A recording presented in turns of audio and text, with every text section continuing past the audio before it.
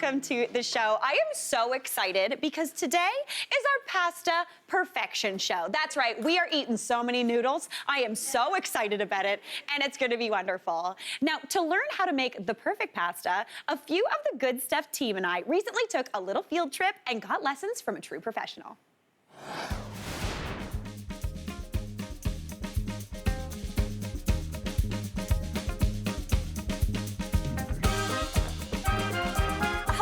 Mary. Ciao, Mattia. Nice to meet you. Ciao, Mattia. I am so excited to be here at Eataly. I've made pasta before. Okay. But I thought it'd be fun to bring all my wonderful co-workers. Oh, wow. I would say that the first thing, if you want to make pasta, is establishing a baseline with eating some pasta. That's that sound, right? Start with that. Yeah.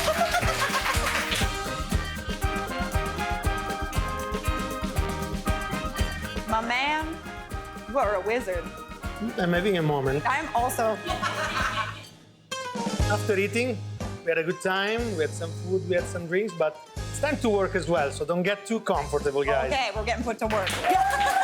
Okay, ragazzi. Mary, the first pasta shape we'll see today, it's a common denominator to all south of Italy, and we just ate it, so we really should. Yeah. Cavatelli. Okay. We're gonna cut little dots, more or less the length of 1 or 2 digits. Okay. And with 2 fingers, we'll cover it, push all the way down, and then drag toward ourselves. Ooh. Ta-da! Wow, Good job, good. Mary. Thank you. Gosh, that was great. Okay. I'm curious to see what they're doing. I know. Yeah, there you go. There you go. Keep pushing. Keep pushing. Keep pushing. Yeah, baby. Yeah. Charlotte produces most of my cooking segments, and she's a very organized person. You did it wrong. You just pushed it straight down. That was good. That was good. We saw Molise with the cavatelli and basically the whole south of Italy. We're gonna move to the first island nearby, Sicily. Ooh. We're gonna make some buzziate, so tune in. I'm sorry, what's this one called? Buzziate. Buzziati? For the piece of pasta will be always at 45-degree angle on the skewer. We're gonna anchor the top up and fold it over. Okay. This is not it. This is not it. We'll drive down in synchro while the right one as well is going. Ooh, kinda, sorta. And then you do that, and then it's like a little noodle. It doesn't look like Mary's. That's what's wrong with it. We're gonna go for a third one. We're gonna see another island. This time we'll move to Sardinia, and we're really gonna step up our game. Oh, so those were the easy ones? This one is called Lorighittas, that literally translated from Sardinian language, not even a dialect, means earrings. Very soon you'll understand why. Earrings? Oh yeah. Okay. So we're gonna cut a very narrow strip.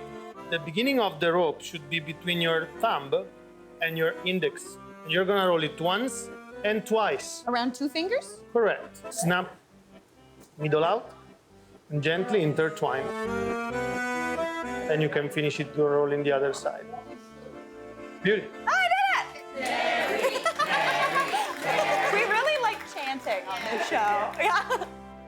Potato, that was so much fun. Fun was for me because everyone here did amazing. Oh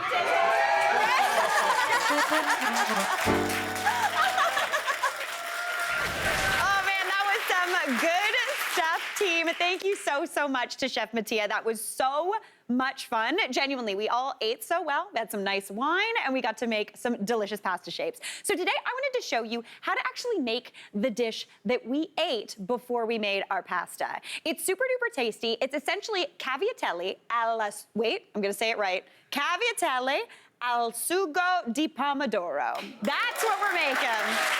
Essentially, it is cavatelli with tomato sauce. It's super simple, it's really bright and fresh. And cavatelli, as Chef Mattia said, means little hollows. Now, we used fresh pasta there, but here we've got dry. You can find this in specialty stores. You can see that kind of little hollow right on the inside. Now, if you can't find this, any other sort of short pasta would work absolutely beautifully. But before I get to work on that and the sauce, I want to talk about this little crowning glory that he put on this dish, and it is called stracciatella. stracciatella. And stracciatella in Italy is a couple different things. You can get a soup, you can get a gelato flavor that is very, very tasty, or you can get cheese. It is the inside of a burrata. Everyone's had burrata, right? Yes, we've got a couple takers. Now, burrata is delicious. It's fresh mozzarella, and it's actually wrapped around stracciatella. And stracciatella is super simple to make. It's really, really delicious. It's essentially, it means shredding. So it's just shredded fresh mozzarella with a little bit of salt and a little bit of cream added. So what could be wrong with that? So the first thing I'm gonna get to work on is that mozzarella. So I've got a ball of fresh mozzarella here. This is about 125 gram ball. And you get this in the kind of weird deli section of your grocery store, near where the fancy cheeses are. Not the brick cheeses, but the fancy cheeses. And what you wanna do is you wanna shred it up. Fresh mozzarella, unlike brick mozzarella, has a really nice stringy texture. This is kind of how like stringed cheese is made. You kind of keep those grains going in the same direction, but essentially you just want to shred this ball up. You bought this beautiful thing and you just rip it apart. Really, honestly feels great. You know, sometimes you have one of those weeks and you just want to like rip up some cheese. So just give it a shred, and you want those pieces nice and fine. You can have like big chunks in there as well, but the finer you get it, the more kind of like ooey gooey that cream mixture gets in there. So add that on into a bowl. And the only thing is this does take some time. You do want to let this kind of sit in the fridge at least overnight, because that's going to give you a really nice flavor. It's going to allow things to kind of get to know each other. So that is nice and shredded and looking absolutely beautiful. So into there, I am just going to add in a little bit of salt, because fresh mozzarella, while delicious and creamy, really just tastes like milk. So you need to add in a bit of salt just to season that up. So I'm using some kosher salt because that's what I like to use. You could also use sea salt in here. And then you want to top that off with a little bit of whipping cream. You don't want to use coffee cream. We're going big. It's going to be delish. So I'm going to add in about a half or maybe a quarter, depending on how much you're looking for. You just want enough to kind of coat that cheese. So that's looking beautiful. Give that a little bit of a toss together just to coat. And right now, this looks wonderful. But with a little bit of time, that salt is gonna get into that cheese. It's gonna be amazing. So I'm gonna pop this into the fridge just to let it kind of do its thing overnight. And while that starts doing it, I'm gonna get to work on the pasta. So as I said, we're gonna use that cavatelli. It's super delicious. It's got a really nice shape to it. Since we're using dried, I'm gonna use about 250 grams. If you were using fresh, you'd go for about 450. So over here, I've got a pot of boiling water.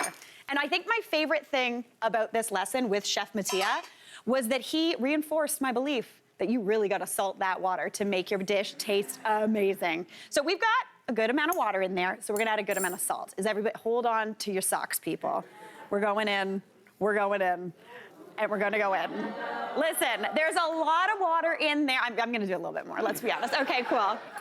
This is not, most of that salt's gonna go down the drain. A little bit of that is gonna go into the sauce, but you're gonna season those noodles as they cook. It's gonna season the sauce and it's gonna be perfect. Chef Mattia said, if this is not seasoned, you can make the best sauce in the world and it's not gonna work together as well as it could. So while that does its thing, I'm gonna add in those 250-ish grams of that cavatelli.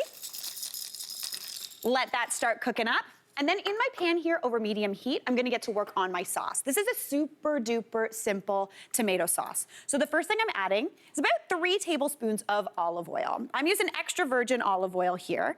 It's got good flavor, a little bit of pepperiness, and it's just gonna make the most beautiful kind of floral flavor in this sauce. So while that heats a little, let's chat garlic. So I need 3 cloves of garlic for this. Now, this is gonna blow some people's minds.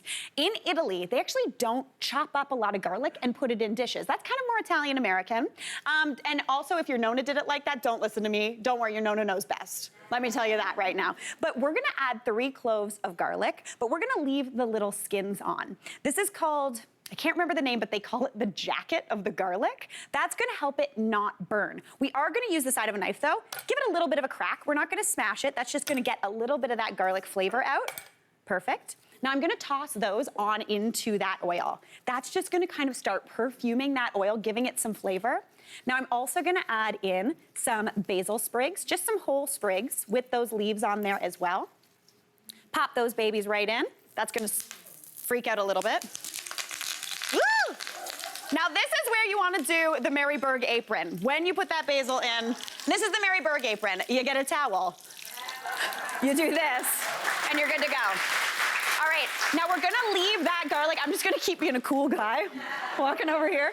You're gonna leave that garlic and that basil in there, and I've got 2 tins. I look really cool, right? I got 2 tins of cherry tomatoes. Now you could use a whole big can of regular tomatoes. You do wanna use whole though, but cherry tomatoes are nice and sweet. So add those in.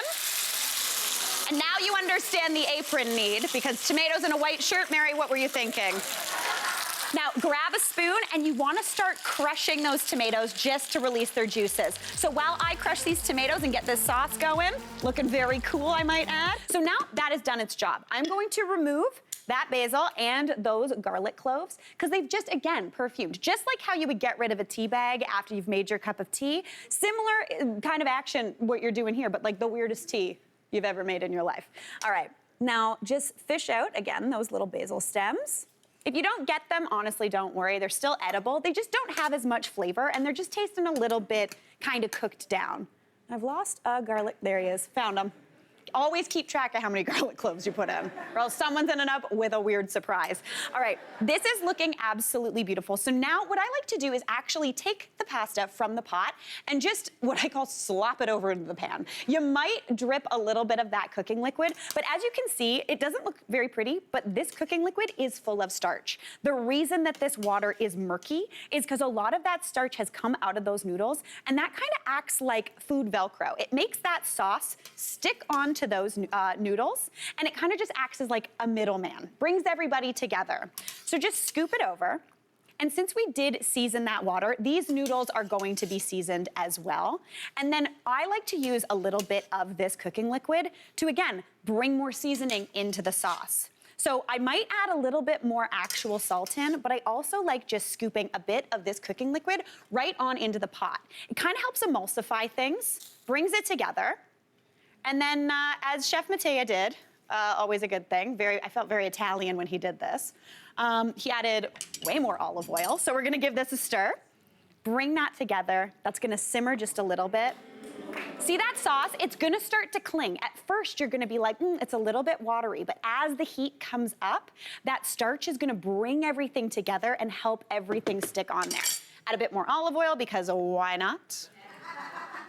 When you add the olive oil at the end too, it gives extra flavor. Any of the flavor notes that have kind of been cooked away just get brought up again. You get that deliciousness. So while that does its thing and simmers for a little bit, I'm gonna go grab that stracciatella from the fridge. I made some yesterday, so it's been hanging out just to kind of develop in its flavor, and it looks so good. That mozzarella's kind of absorbed some of that cream.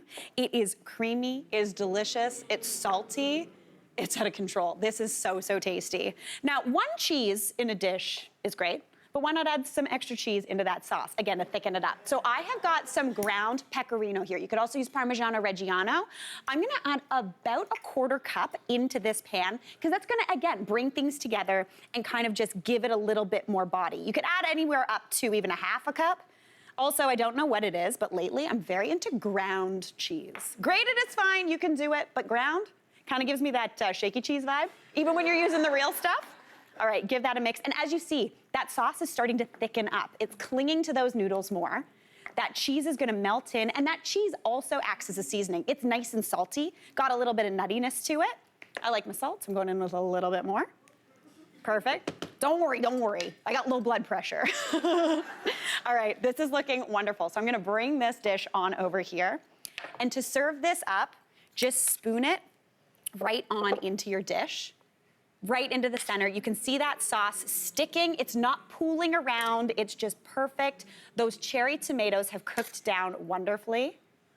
Oh my gosh, I'm very excited about this. This is where I do the thing where I'm like, Mary, reel it in. You're making this for TV, not sitting on the couch eating dinner. But I cannot be stopped. I will keep spooning more on. All right, I'll set that aside, keep that warm. Then we've got that beautiful stracciatella with that cream. It is so delicious. It gets kind of even softer. I'm gonna spoon a little bit right on top. Oh my gosh.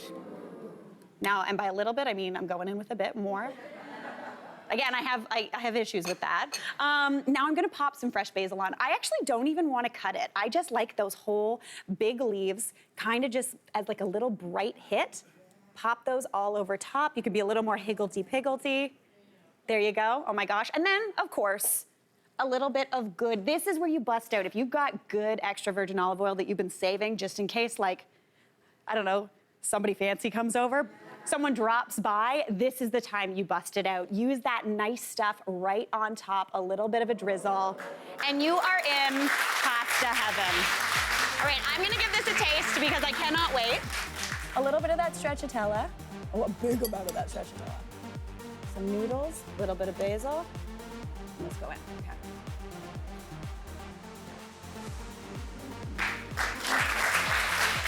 That is out of control. Honestly, just a little bit more effort than opening a jar, but boy, oh geez, is it worth it. Hey, Mary here. What did you think? Drop your comments below and don't forget to like and subscribe for more of the good stuff.